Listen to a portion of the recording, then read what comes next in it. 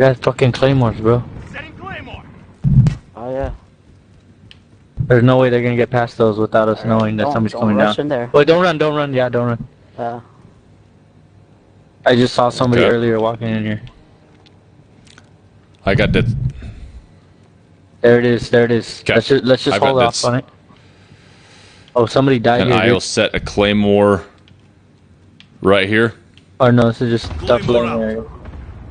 That bomb's trying to hit somebody up ahead. Yep. Fully plated, fully armored. I feel like I want to take another position over here. Yeah, in this let's corner. just leapfrog. Yeah, right here. Moving up to the left. Yep, somebody died right here. Cluster strike. Yeah, that's where I was just at. Oh, hell yeah. I hit it on top of us. Incoming bombing run. Oh, shit. Those were all I'm just gonna toss this. Gas is moving in. Use What? safe zone. Get fire on my target. Here we go. This is loader 2-0. Good copy. Cluster strike away. Keeping an eye on my heartbeat. Air defenses are no longer sufficient. Brace yourself for Okay. major bomber activity. So I have a claymore back there. What did you put down there, Way to Taz? survive the air raid. I Can put I two have a claymore claymores at that sitting beginning. just below the crest of the stairs? So when people start going in there, we should fucking know. I would say go put it over there, and yeah, we'll just wait here. I was gonna say you should go put it over there, and but they have There to we drop go. Let's down, see if but- somebody has it. Not yet. Can we get it yet? Not yet, huh? 9 seconds. Then it's showtime. Enemy UAV overhead. They know where we're at. They know where we're at. They just use UAV. You've got gas moving in. To No, be we can't get it yet. victorious, Wait, really? capture and hold the last objective. Here we go. Enemy UAV overhead. Here, Get you a got run here. You fast guys since we've all secure, like we're all in here. Enemy Moving. UAV overhead. Watch the standing hits. Got one down. get in there, support him. I am armoring up.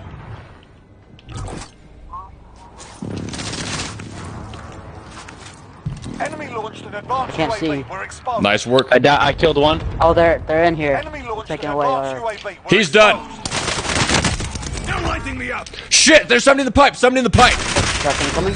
I'm selfing. Don't worry about me. 10 enemies remain. Check your fire. Plating back up.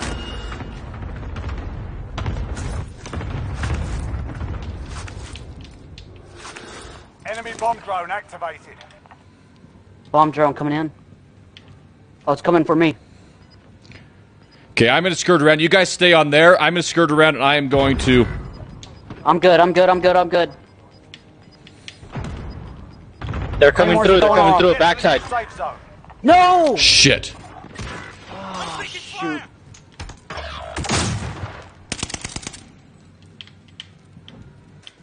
Target Come on. You got this. Reloading. Contact. Shit. Play, Crack. play. They're cracked. Oh, shoot. Fuck. Frag out. It's just you, Taz.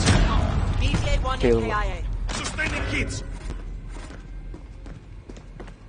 1v6. Get more aircraft taking fire over 4 here. targets remaining. There you go. Come on. You got this, man.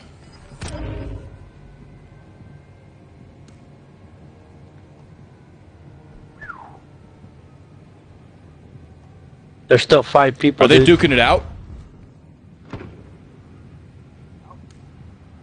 I hope so. Closer you can get to that capture. Oh. Oh, there's one. There you go. So I think it's 1v1v3.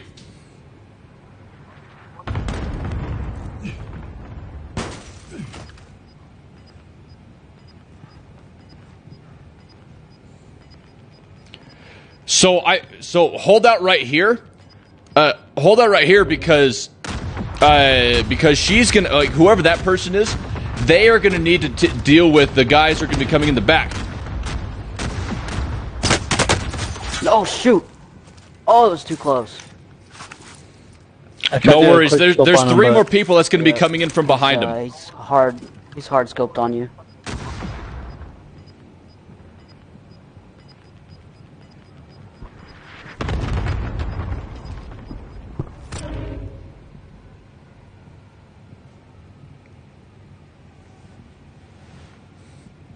We almost fucking locked it down. No. Look how close we got on it.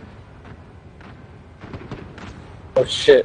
Yeah, they're coming behind him. You're right. Andrew. Yeah. So see if you can't clean up their sloppy seconds. See if you can't get their sloppy seconds when they come in and have to deal with his shit.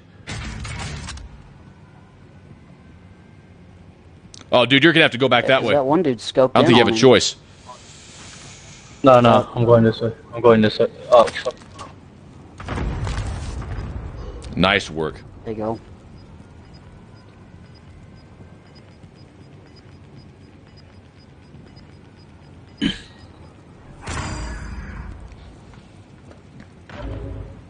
We're just gotta fight it out. Yep. Nice. Yep, those 2 are over there in that corner. Be sweet if you catch both of them off guard. Shit. Oh, they're teammates. Oh fuck!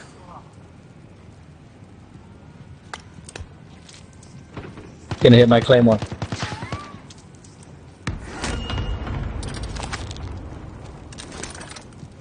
Plate. There you go. Wait, but there's still another team. This is trios. There's somebody who's waiting to go in and bite that guy in the ass.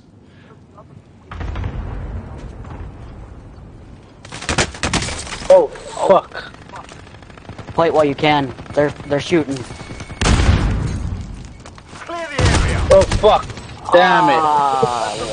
Oh man. Let's come back and win this. Damn, those guys they're on top, dude. They're just sitting on top. Oh man. Oh well, we got close. We tried. We got close every single freaking time. 2 seconds and a third. Nope, we almost had it. So, yeah, bros, it was good jumping into you. Yeah. Except for there's no way. Except for next time, it won't be Verdansk. It'll be whatever the hell it's called. What is it? Nope. Pacific Island. Pacific Island. Something like that. It's some all-inclusive resort. So I dig it. Hey, Yeah. peace out, guys. All right, guys. It's good playing with you. All right, see you. Oh man, everybody, there we go. That's it for me for tonight. We got close every single time, and yeah, we got close every single time. I can't believe how close we got. It really pisses me off. I mean, we had it. We freaking had it. But you know what? What are you gonna do? What are you gonna do? So, but you know what, everybody? That's it. That right there is it for Verdansk. That was the last drop ever into Verdansk, and then now we have got, we've got the Caldera, and and Emma.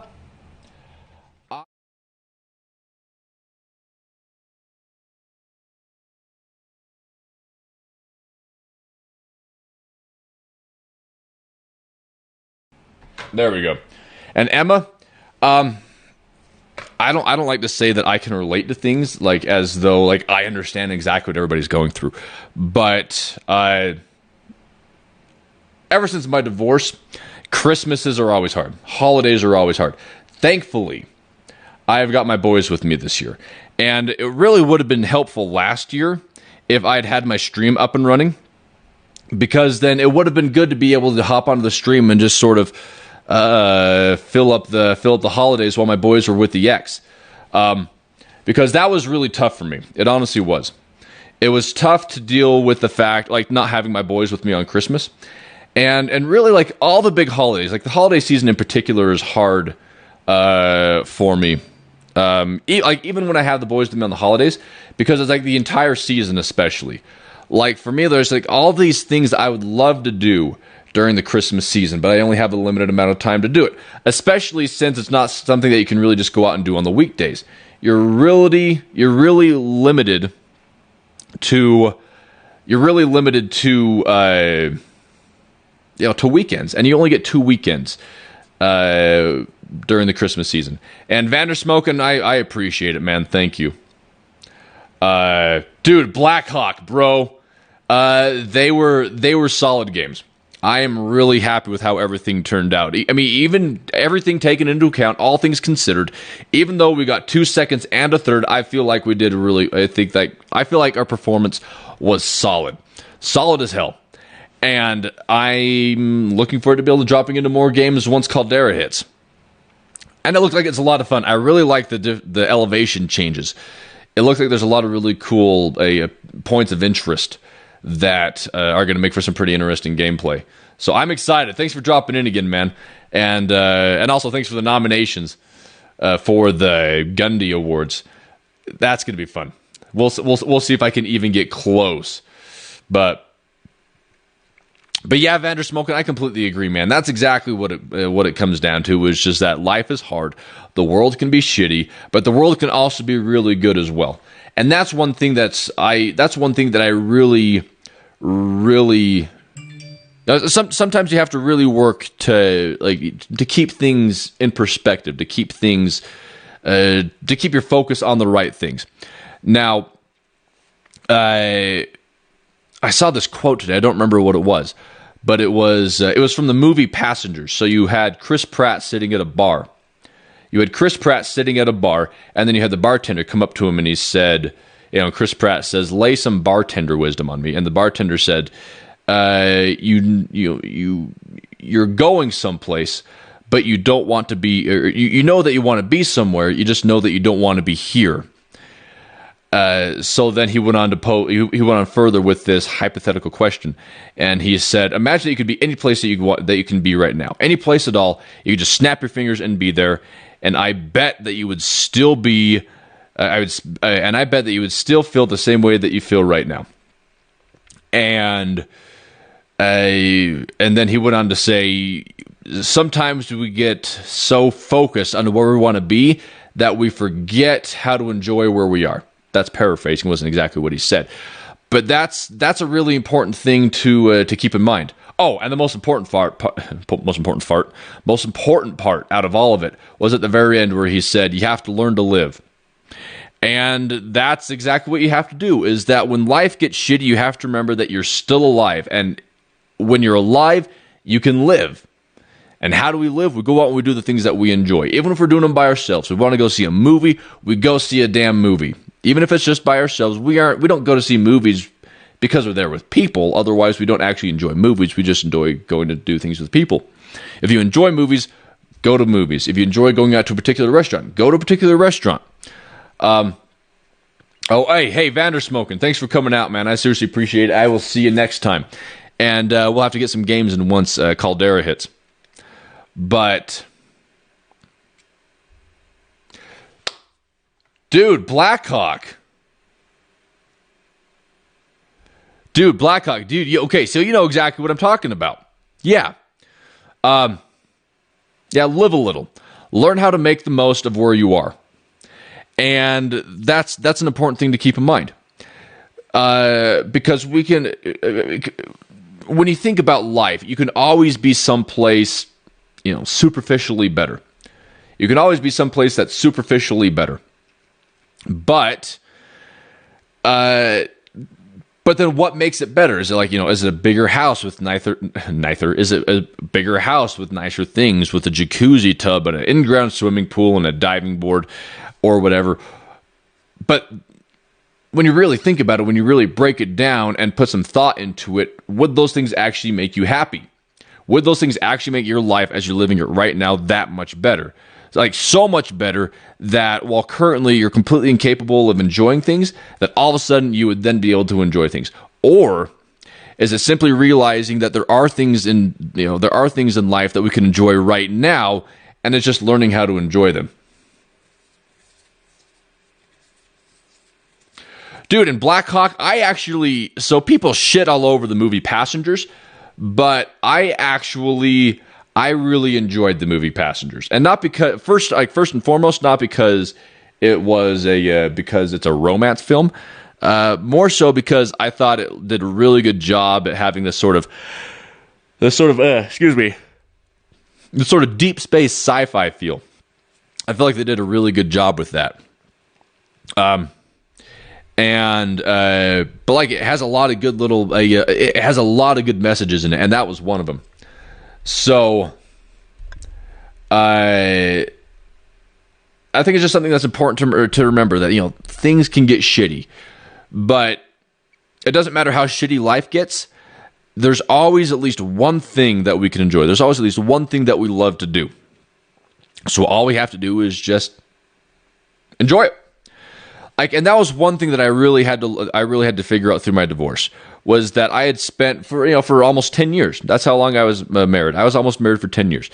And, during that time, when you have a wife and you have kids, your idea of what you enjoy in life is pretty much centered around your family. I had a limited amount of time. I was career oriented, but at the same time, I wasn't going to let my career overtake my family or take priority over my family. So I really didn't have too many relationships outside of my family. I had my now ex-wife and my 2 boys. And then when they were asleep, then I would go and I'd work on my own projects. So once I got to be divorced, I suddenly realized that, Vander Smokin', if people actually do, I'll hurry and break off on a tangent for just a minute. If people actually find value in the things that I have to say, then I would absolutely do this. I would absolutely do it. It's, I'm only 31, so from my perspective, I've lived a lot of life because I've lived my entire life, right? But I do feel like I've experienced a lot of things in life. I can definitely speak more effectively towards divorced single dads. But I feel like even if I don't necessarily have the same amount of clout when it comes to talking about a particular subject, I still do feel like I have perspective in life, because we all have perspective. And one of the maybe one of the reasons why that makes it hard for so many people to be able to actually communicate in meaningful terms is that they have difficulty articulating it. But I consider myself to be, more average in terms of my articulate capabilities. Articulation. I feel like I'm well read. I read a lot. And one of my priorities in life is to be able to make sure that I am well read and that I am well spoken and that I can communicate about things in meaningful and understandable terms.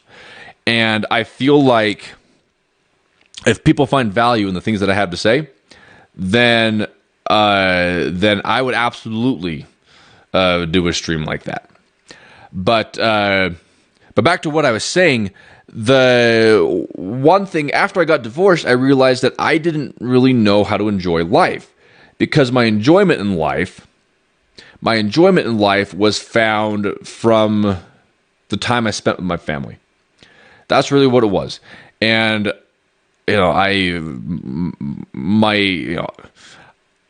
don't want to use the word despise, but at the same time, it's just she's done so many awful, terrible things. But there was a time in my life when I loved my ex-wife. I looked forward to being with her all day. I'd come home at night. I'd take care of the boys, and taking care of boys is tough. I'd come home from work at 5 or 6 o'clock at night, and I'd make sure that I got home at 5 or 6 o'clock at night. I'd go to work every morning, waking up at 5, so I could go to the gym, be able to be home on time, to be able to help her out with the kids. And I looked forward to spending time with her. We didn't do much. We'd watch TV and stuff like that, have a cereal dinner, and then go to bed. I looked forward to being with her every night. I don't know what went wrong with my marriage. I mean, I do know what went wrong with my marriage. I don't understand why she felt the need to go out and fuck other guys. Anyway, I won't go down that particular rabbit hole because that's a rabbit hole and a half. But the point that I'm making is that after my divorce, I had to figure out what it was that I enjoyed to do in life. I had to, in a lot of ways, I had to rediscover myself. Hey, bro, thank you so much for the follow, Blackhawk. Again, it's good playing games with you, man. In a lot of ways, I had to rediscover myself.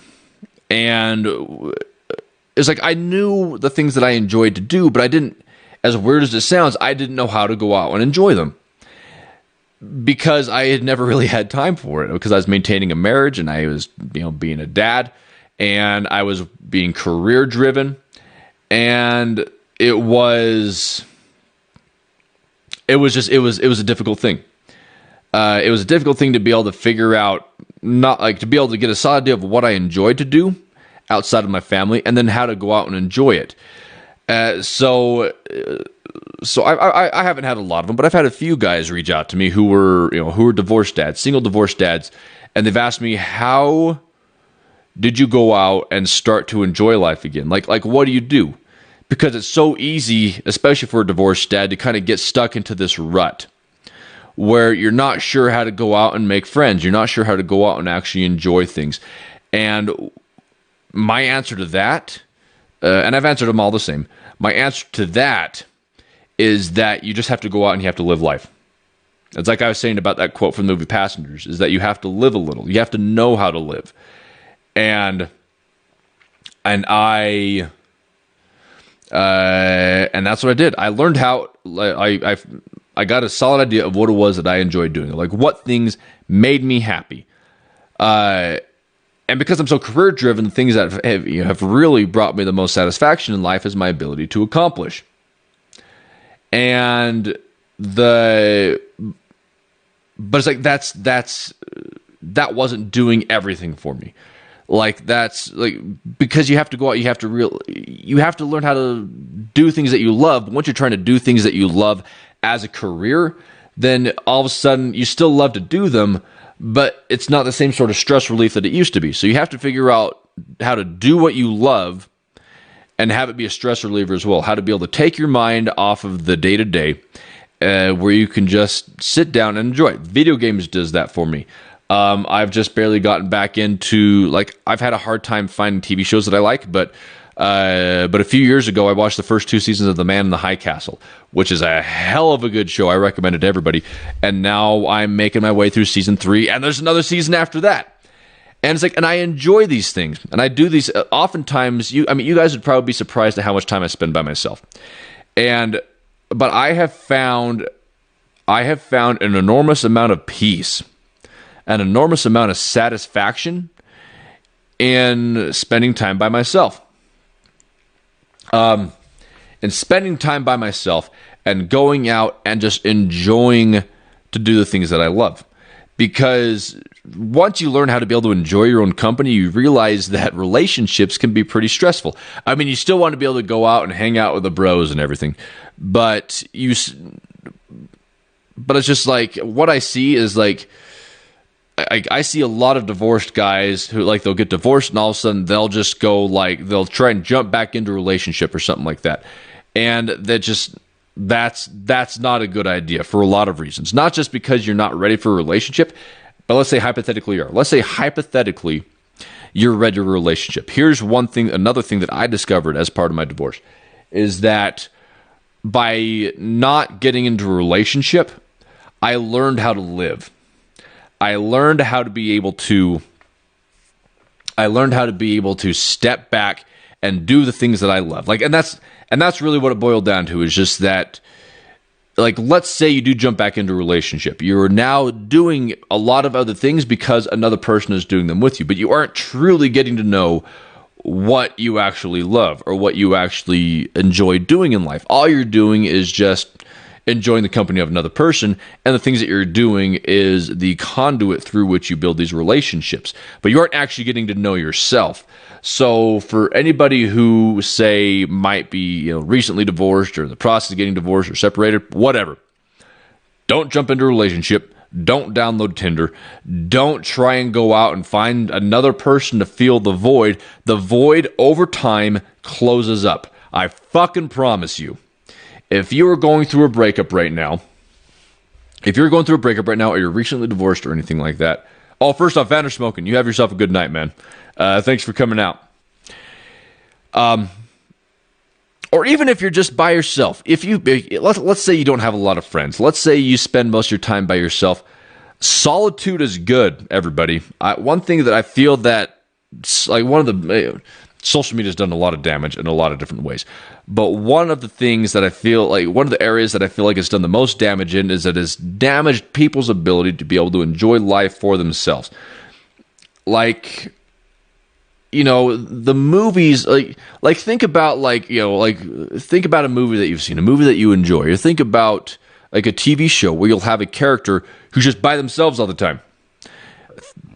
Let's say, think about a character who, they live a life of solitude. They've spent years away from society, they've lived in seclusion.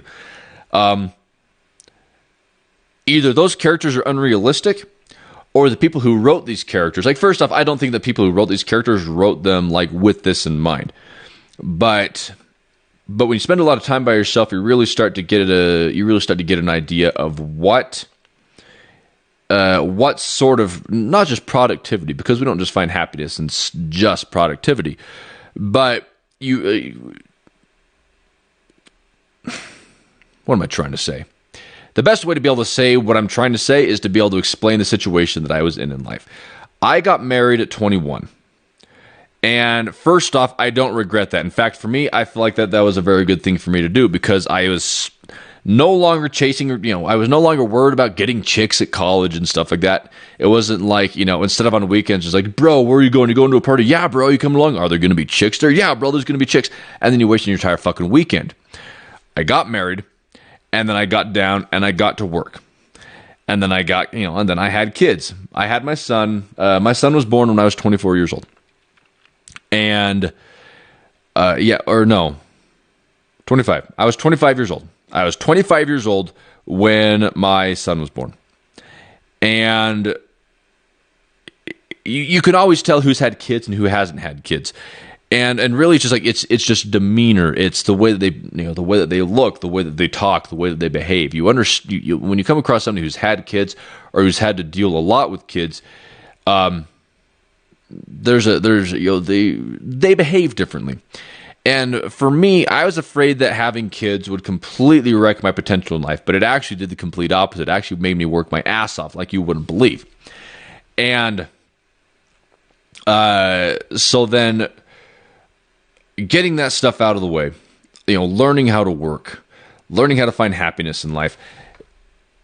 One thing I didn't do, though, because I did get married early, is that I didn't actually get to know myself as well as I should have. So bringing it full circle. Oh, hey, Perseus Wraith, you know what? Thanks a ton for coming out. I'm glad that you're able to make it out, and I'm sorry that we weren't able to snag a win. I feel like we should have. We were so damn close, it kills me. But honestly, it has been a great stream. I've really had a great time, and thanks a ton for coming out, and hopefully I'll see you on the next one, right? Tomorrow night, 8 p.m. Mountain Standard Time, Crazer's Kitchen. I still don't know what I'm cooking yet, but I'm going to cook something. So that's going to be tomorrow, Crazer's Kitchen.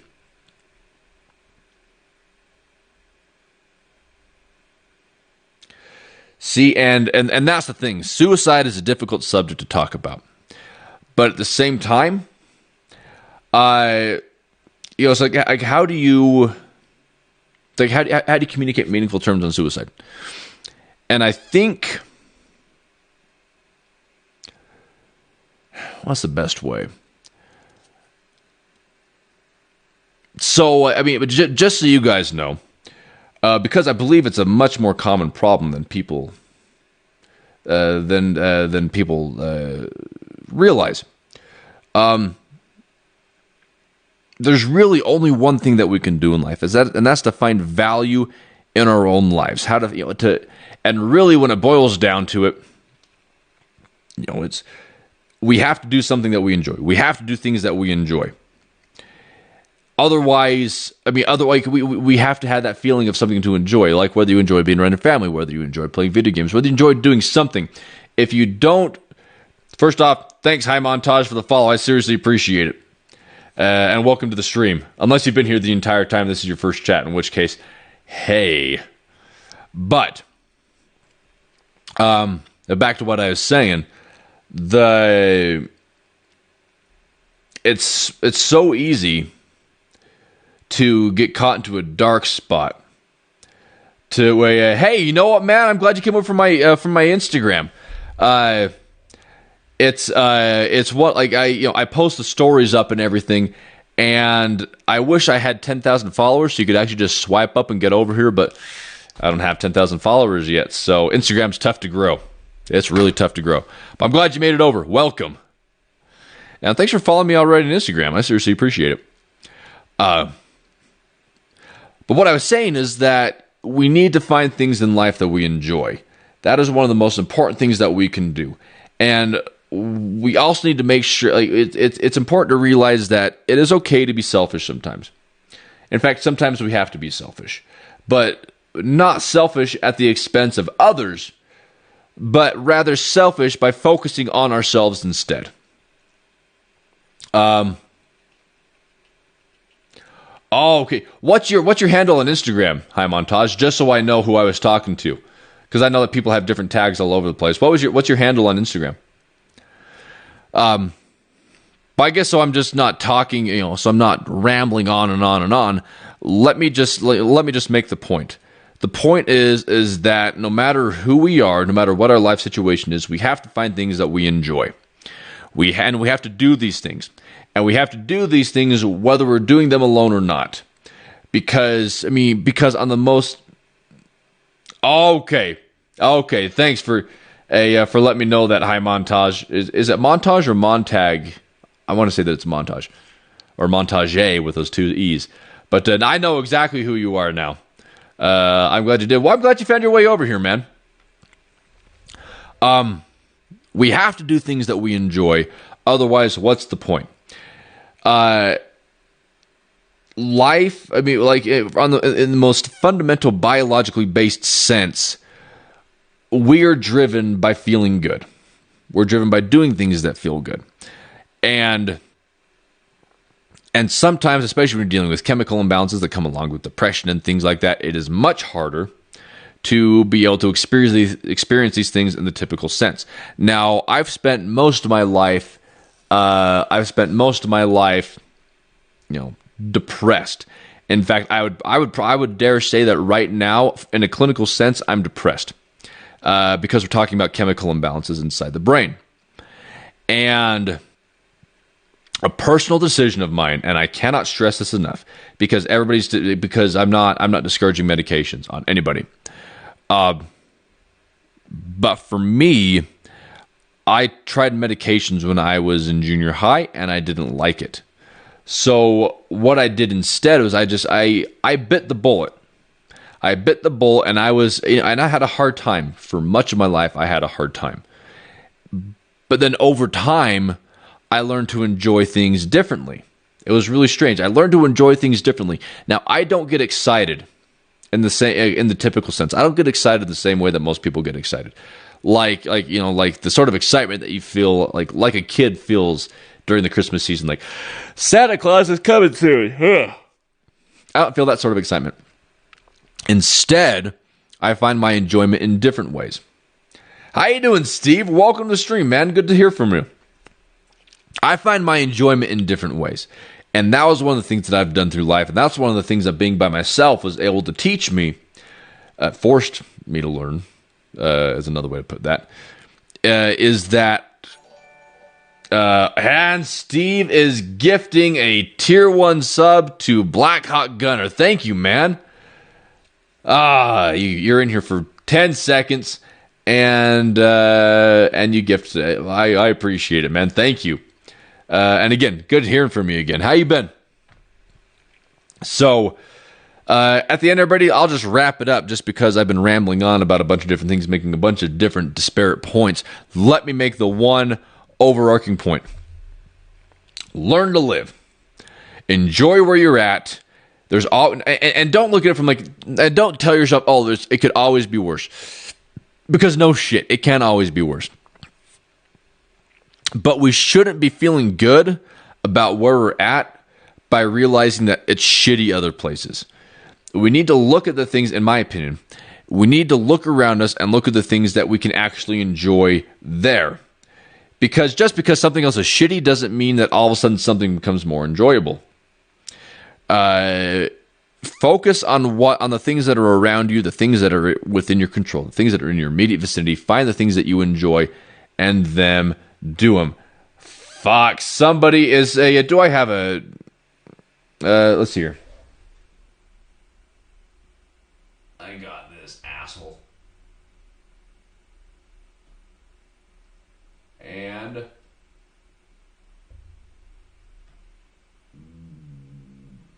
how do I ban? Shit, I don't know.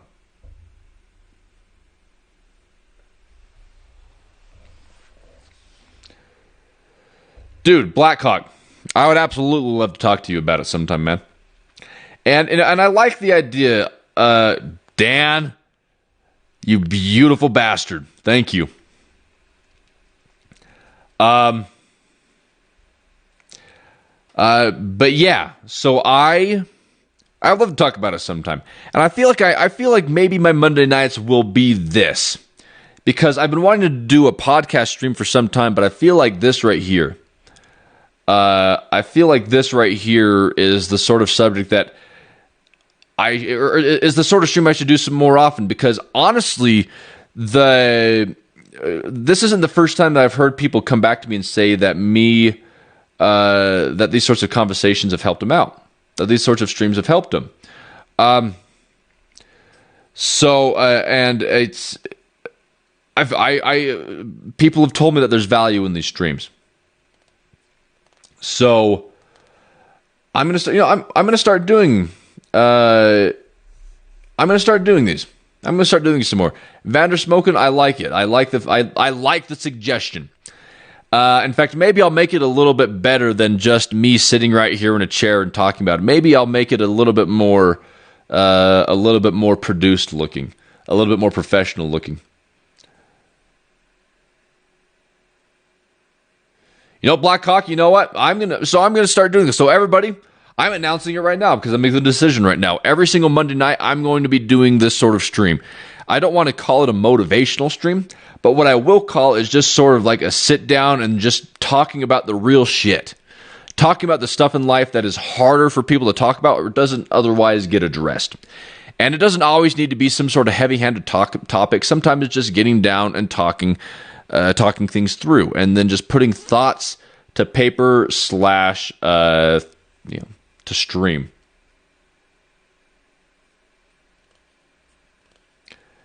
See, Dan, and that's the sort of thing that's where the meaning is. That's where the worth in these streams comes out. I mean, people have watched me play video games a lot, but nobody's ever come back to me and said, that was a great... it's like, that was a great video game that you played. The people that have like the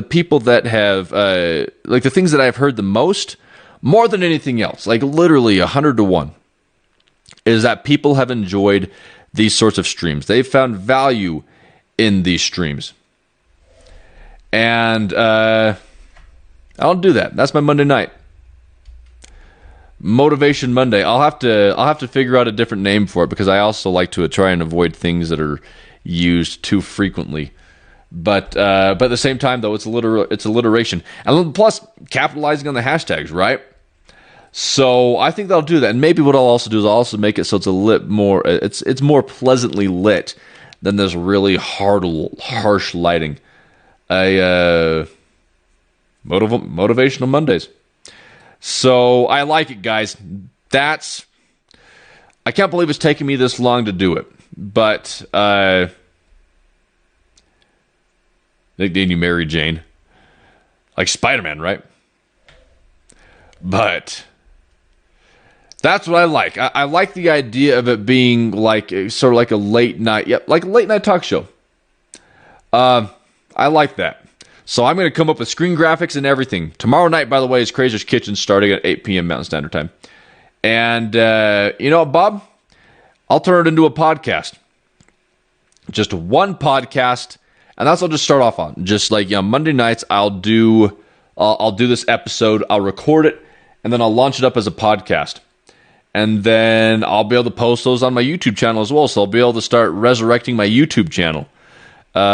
Which, by the way, guys, if you'd like to go over and subscribe to my YouTube channel, I'm almost at 1,000 subs.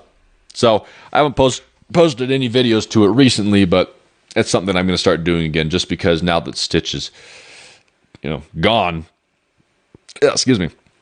Now that Stitch is gone, it is I got to start just sort of having fun with things, and I feel like, and again, it's just like I'm surprised that the streams that people found the most value in are the streams where I just sit down and talk about things that I believe are important things to talk about. And I don't know, it's like, what makes me qualified to be able to talk about these things? Maybe I'm not qualified to talk about these things. One thing that I do know, though, is that I have a home. I have a nice, I have a new home. I have a brand new truck. I got it, 0 miles on it, everything like that. And I enjoy life. I get out. I get to do things that I enjoy. I get to have time with my boys. I get to have time for myself. And these are the things that we typically try and accomplish in life, right? I mean, it's like, what are we? What are we working towards? And that was one thing that I had to tell myself, is that it's always working. You start feeling down on yourself. But then I had this revelation sometime. I had this revelation some time ago, where I took a step back and I realized that people work their entire lives to be able to have time to do what they love, to be able to afford to do what they love, to have a good home. I mean, and have nice things. I have nice things. I have a home. I have a nice truck. There's really I have top of the line cameras. I have everything that I want.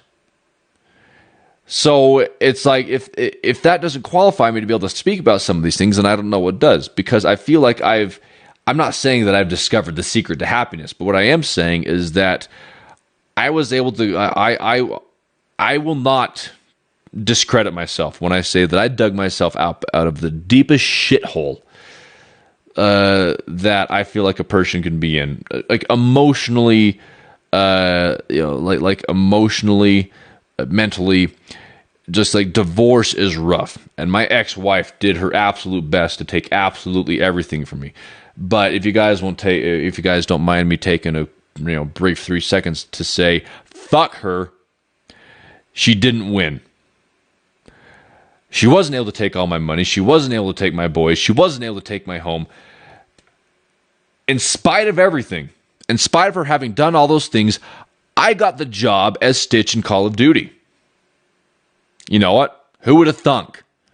I got the job as Stitch in Call of Duty at one of the darkest points in my life, and just from there, my life has gotten progressively better. It's gotten better and better and better, and until the point where I'm at right now, where I've got a nice routine. I've got a nice daily routine.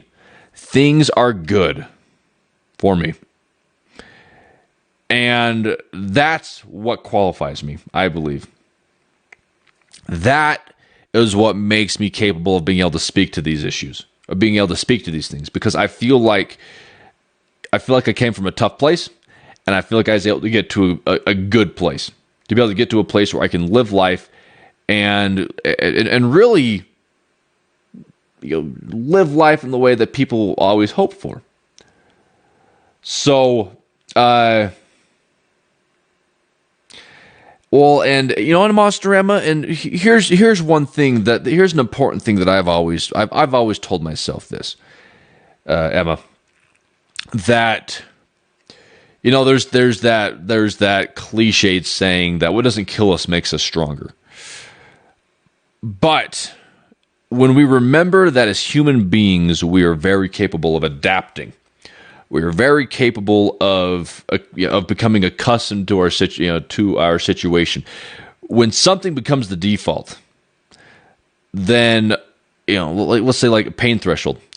If you're constantly subjecting yourself to discomfort, then your definition of discomfort will change. To give you guys an idea of what I'm talking about, every single day, right? For the past 8 years, I have not finished off with a hot shower.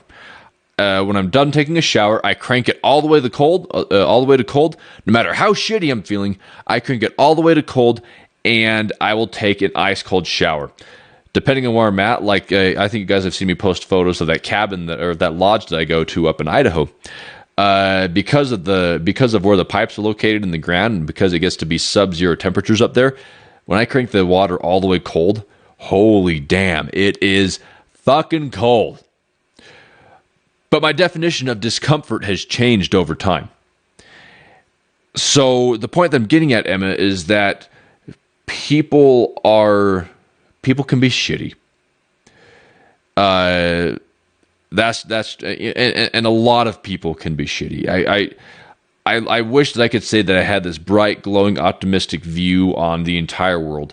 I feel like there are a lot of people who need help. There's a lot of people who need support, but there's also a lot of people who will build up their own sense of worth, because we all struggle with confidence. We all struggle with worth, and there's some people who make themselves feel better at the expense of other people. These people can go get fucked. And it is, so when these people, work on making you feel like garbage, when they work on bringing you down, then look at it for what it is. They are building you. Because it is true, as cliche as it sounds, what doesn't kill you makes you stronger. It changes your definition of discomfort, and then by that, makes you more capable of succeeding in life. That's what my ex-wife did to me, is that she made me, through this, from all the shit that she put me through the darkest time in my life. And it was about 3 straight years, because it all started off with her sleeping with 3 different guys during a single month. She had an ongoing affair with one of them. And I found out about all of this on Christmas Eve of 2017. On the Christmas Eve of 2017, I found out all of this, not because she told me, but because we both had access. She had logged onto my phone, we both had each other's Facebook messengers on our phones, just because we wanted to be all we felt like sharing everything. Now she hadn't deleted messages that she thought she'd deleted, and that's how I found out. I found out on Christmas Eve. My boys were young, and I still tried to make it work for a year, mind you. I didn't get divorced until 2018. I still tried to make it work, mind you, for another year.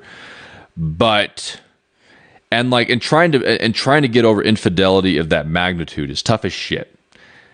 And then you go through all sorts of things. What would make this person go out and do these things? I felt like shit. I was like, what did I do wrong? Is there something wrong with me? Am I not attractive enough? Am I not talented enough? Whatever. There's that emotional roller coaster. I put up with that for a year, and only to have her divorce me. And then I put up with all the shit that she put me through there, through her trying to take everything, just without breaking everything down. It was 3 straight years of just emotional, of just the darkest, most emotional shithole that I can possibly imagine. I mean, that's my definition of it. That's my definition of it. But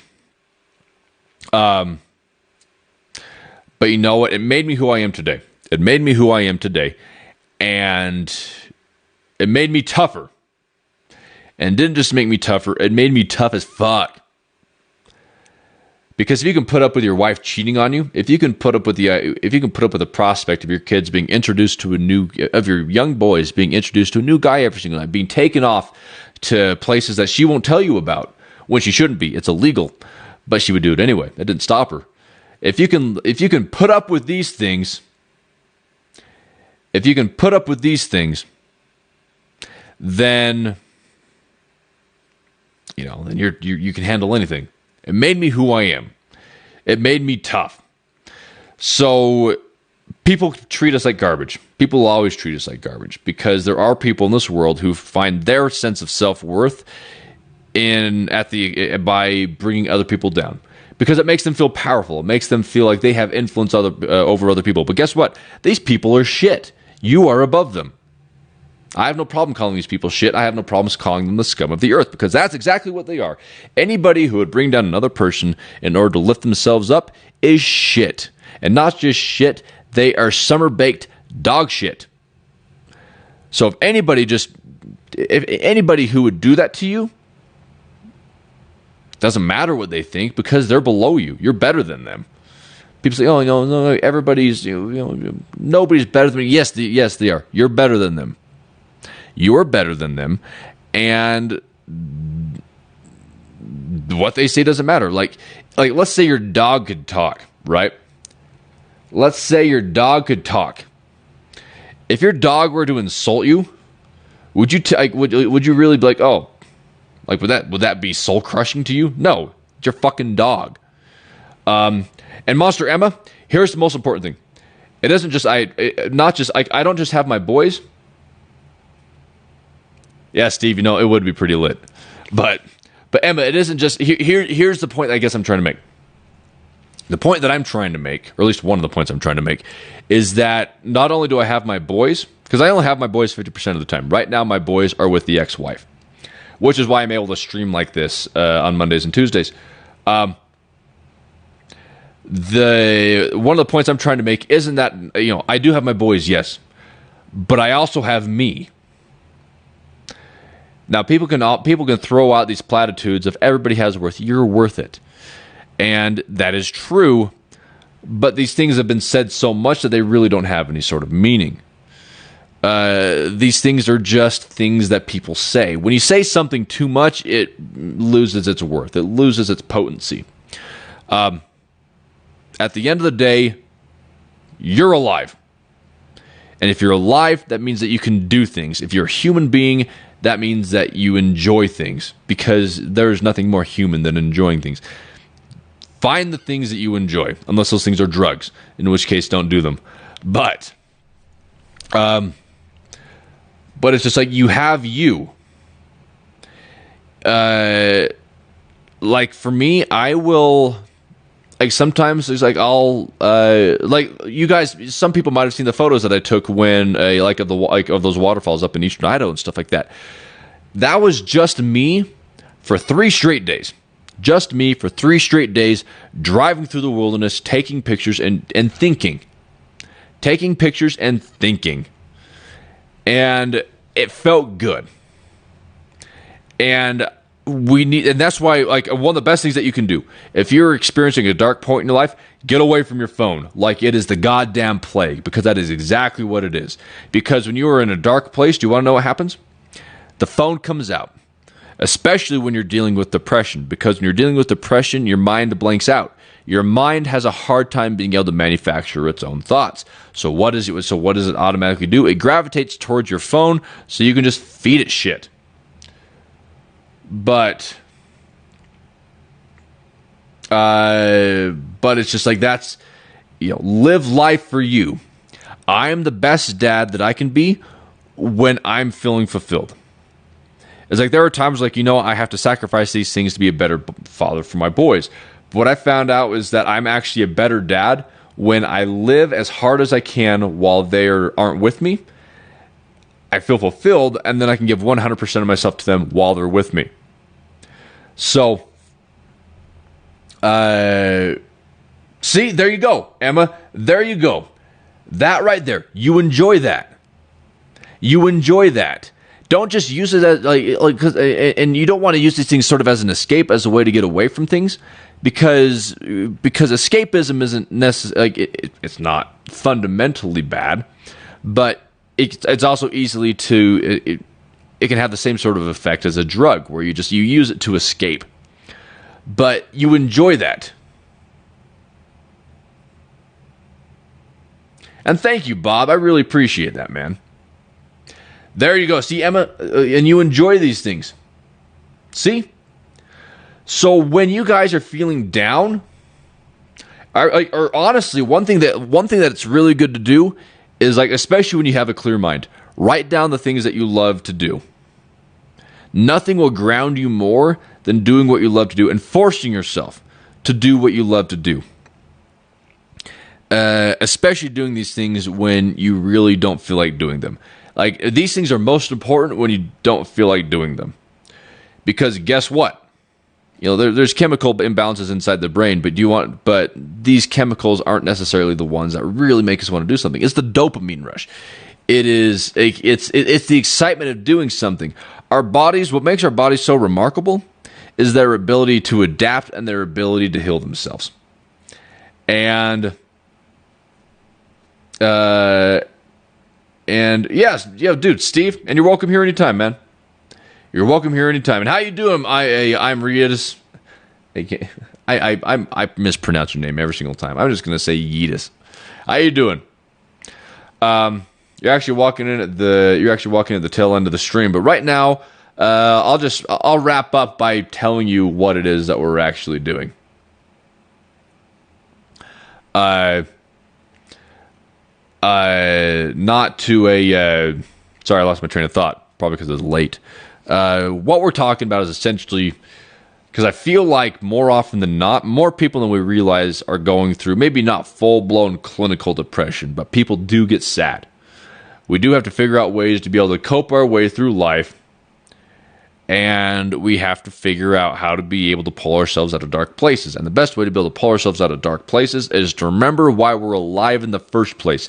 And nothing is a better reminder of why we're alive in the first place than by actually doing the things that we enjoy. Doing the things that we actually go to work for.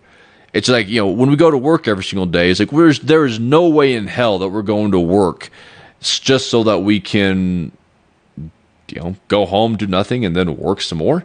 No, we go to work so that we can, you know, so that we can enjoy things, so that we can live life, we can have a place to live, and then when we have free time, go out and then do these things that we love, and then always be working towards something.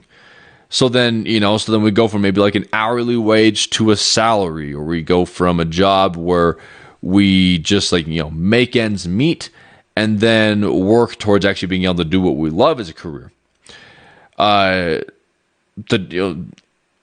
See, and there you go. That's good. Steve, that right there is that is one of the ways, like, that's one of the best things that we can accomplish in life, is being able to do what we love for a living. That's one of the best things that we can do in life. And that's one of the hardest things to accomplish. So that's that right there is a respectable goal. But at the end of the day, if we find ourselves in dark places, just remember that we need to find, we need, if we're having a hard time, if we're in a dark place, do what we love, and there is no better reminder. Oh shit, I'm Riedis. I wish I could tell you what the meaning of love is, in terms of relationships, but, you know, I'm single, so it's kind of difficult for me to do that. But here's what I will tell you. I do, you know, the love that I feel for my sons. Does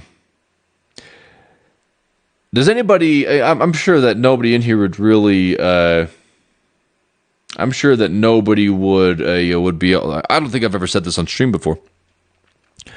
The thing that really drove me to, I don't want to say, you know, the thing that really drove me to get in shape, to become capable, to become better, was my boys. You know, it's just, it's something that you really cannot describe. And if you could describe, then it wouldn't be that great, would it? Love is really, love is what, you know, it's like, you said, you know, what's the meaning of love? I would flip that. Love is meaning. You know, love is the meaning. There isn't any meaning to love. There isn't any meaning of love. Love is the meaning. And In fact, I had this little saying, happiness through meaning, meaning through love. And, you know, I've stuck to that, and it's worked for me pretty well so far. So, yep, Blackhawk. Couldn't have said it any better myself. That's exactly what it is. And